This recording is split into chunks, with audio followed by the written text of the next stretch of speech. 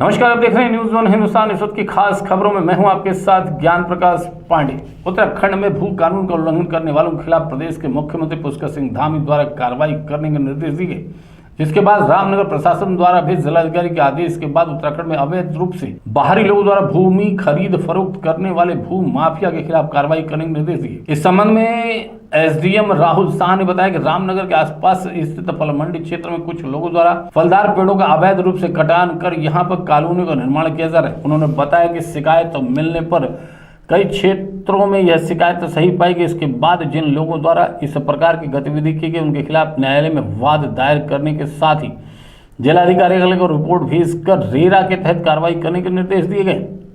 पिछले एक वर्ष में विभिन्न प्रकरण संज्ञान में आए थे, जिनमें यह संज्ञान में आया था कि फलपट्टी में अवैध रूप से वृक्षों का पातन किया जा रहा है। इसके अलावा कॉलोनियाँ या फिर आपकी आवासीय प्लॉट आदि डेवलप किए जा रहे हैं, जिसके क्रम में सभी प्रकरणों में हमारे द्वारा जांच कराई गई। जांच के पश्चात जिन जिन प्रकरणों में यह संज्ञान में आया है कि इनके द्वारा अवैध कॉलोनी विकसित की जा रही है, उन सभी के खिलाफ धारा 8 उत्तर प्रदेश फल वृक्ष संरक्षण अधिनियम के अंतर्गत कार्रवाई की संस्तुति जिलाधिकारी महोदय को की गई। जिलाधिकारी महोदय द्वारा सभी प्रकरणों में क्रय विक्रय, निर्माण कार्य एवं खुद ना करने के आदेश पारित किए गए हैं। इसके अलावा रेरा को भी इसमें आवश्यक कार्रवाई करने के लिए निर्देशित किया गया। Report news one Hindustan. Ramnagar मुनियारे के निर्दलीय उम्मीदवार नरेश मीणा को गिरफ्तार करने के लिए भारी पुलिस बल और वरिष्ठ अधिकारी समरावता गांव पहुंचे और भारी हिंसा के बाद पुलिस ने निर्दलीय उम्मीदवार रमेश मीणा को गिरफ्तार कर लिया। नरेश मीणा के समर्थकों ने गिरफ्तारी के विरोध में समरावता गांव के बाहर राष्ट्रीय राजमार्ग आगजनी की। पुलिस उन्हें तितर बितर करने के लिए मौके पर पहुंची। टोंक के एडिशनल एसपी ब्रजेंद्र सिंह भाटी ने कहा कि वे संभवतः नरेश मीणा के समर्थक थे। हमने सड़क पर लगे अवरोध को हटा दिया है, स्थिति नियंत्रण में होगी।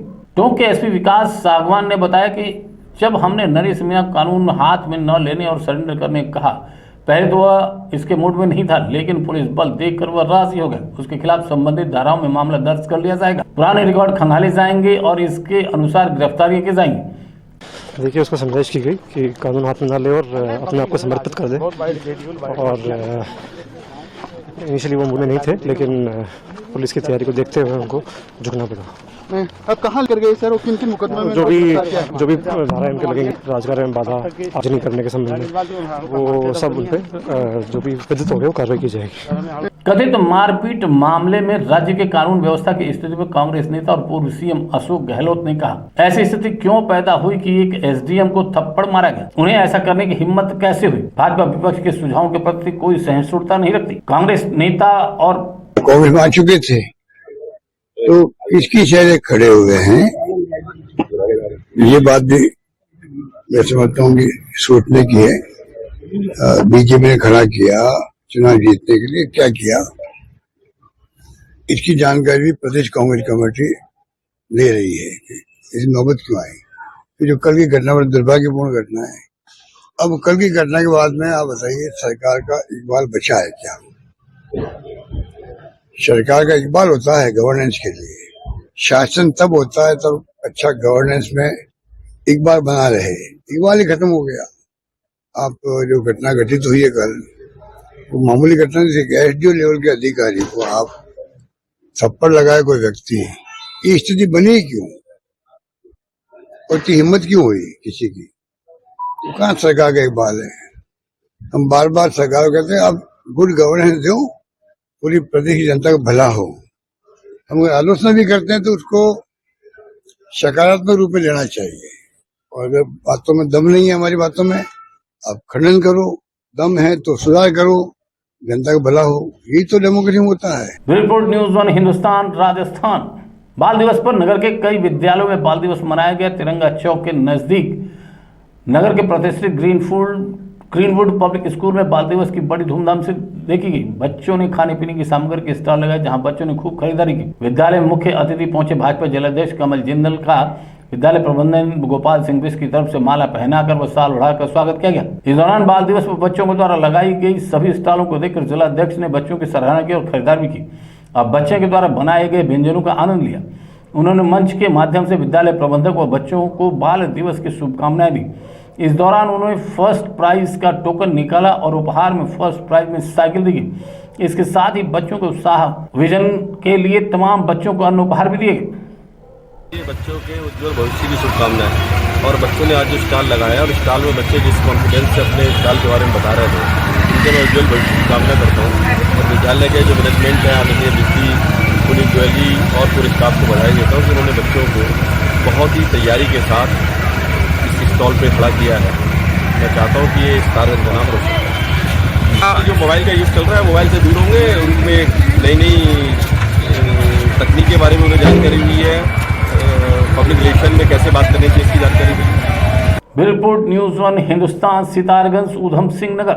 राजधानी दिल्ली का बाहरी जिला अपराधों का हॉट स्पॉट बन गया है। ताजा मामला दिल्ली के मंगोलपुरी थाना क्षेत्र का है, जहां बीती रात कुछ लड़कों ने संजय गांधी हॉस्पिटल के पास एक युवक को चाकू से ताबड़तोड़ वार कर घायल कर दिया और मौके से फरार हो गए। घटना से जुड़ा एक सीसीटीवी फुटेज भी सामने आया, जो बयां कर रहा है कि दिल्ली के मंगोलपुरी इलाके में अपराधियों के हौसले किस कदर बुलंद है। मिली जानकारी के अनुसार कुछ युवकों ने एक ई रिक्शा चालक को पकड़ लिया। ई रिक्शा चालक जब तक वो कुछ समझ पाता तब तक उन युवकों ने उस पर चाकू से ताबड़तोड़ कई वार कर दिए। घटना के बाद आनंद में स्थानीय लोगों की मदद से घायल को नजदीक के संजय गांधी अस्पताल में उपचार के लिए भर्ती कराया गया, जहां उसकी हालत गंभीर बनी हुई है। घटना से जुड़ा एक सीसीटीवी फुटेज भी सामने आया, जिसमें कई लोग कुछ हंगामा करते हुए दिखाई दे रहे हैं। रात को एक मेरी दौड़ते दौड़ते मेरी बेटी आई और उसने एक फोटो दिखाई कि मम्मी वो पीछे मर्डर हो गया। तो मुझे लगा कि मतलब क्या, वो कह रहे नहीं सांस चल रही है और लोग भीड़ लगा के इसको देख रहे हैं। तो मैं आओ देखा दौड़ के, मेरा भाई था तरुण घर पे बैठा, मतलब भाई जल्दी चलो उसको हॉस्पिटल पहुंचा दे। वो बेचारा भागते हुए हम लोग गए, उस इतना खून गया हुआ था उसके। फिर मैंने उसको दोनों हाथ से पकड़ा और पकड़ के बाहर तक ले गए। फिर मैंने अपने हस्बैंड को बोला स्कूटी से तो ये हम भी गिराएंगे, ये भी गिर जाएगा, क्योंकि उसके अंदर जान लग नहीं रही थी, सांस चल रही थी। बट फिर हमने रिक्शे वाले को पकड़ लिया, फिर उसमें डाला और हॉस्पिटल लेके गए। और तो उसकी जब तक तो मैंने उसको उठाया था तब तक तो होश में था। तो उसके बाद जैसे ही हमने उठा के उसको ले गए ना, तो बेहोश के हालत में हो गया था। दिल्ली से प्रदीप सिंह उज्जैन की रिपोर्ट।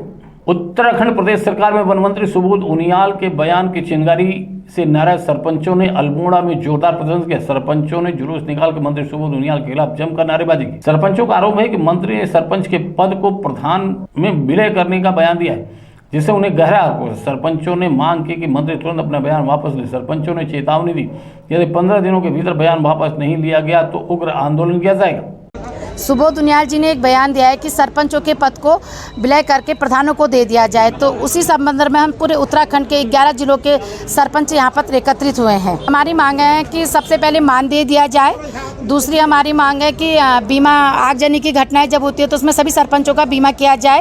और जब सरपंचों का चुनाव हो तो एक ही स्थिति में सभी सरपंचों का 11 जिलों में चुनाव हो। आगे की रणनीति हमारी, अगर सुबोध उनियाल जी बयान वापस नहीं लेते, हमारी मांगें पूरी नहीं होती हैं, तो ये आंदोलन एक उग्र आंदोलन होगा। अभी तो केवल अल्मोड़ा जिले से शुरू हुआ है, फिर ये हमारा हर जिलों में आंदोलन शुरू होगा। इसके लिए हमने सरकार से हम 15 दिन का समय मांग रहे हैं। अगर 15 दिन में सुबोध उनियाल जी अपना बयान वापस नहीं लेते तो ये आंदोलन एक उग्र आंदोलन के रूप में होगा। ये रिपोर्ट न्यूज 1 हिंदुस्तान अल्मोड़ा। बने रहे खबरों में, देखते रहे न्यूज 1 हिंदुस्तान। नमस्कार, आप देख रहे हैं न्यूज 1 हिंदुस्तान।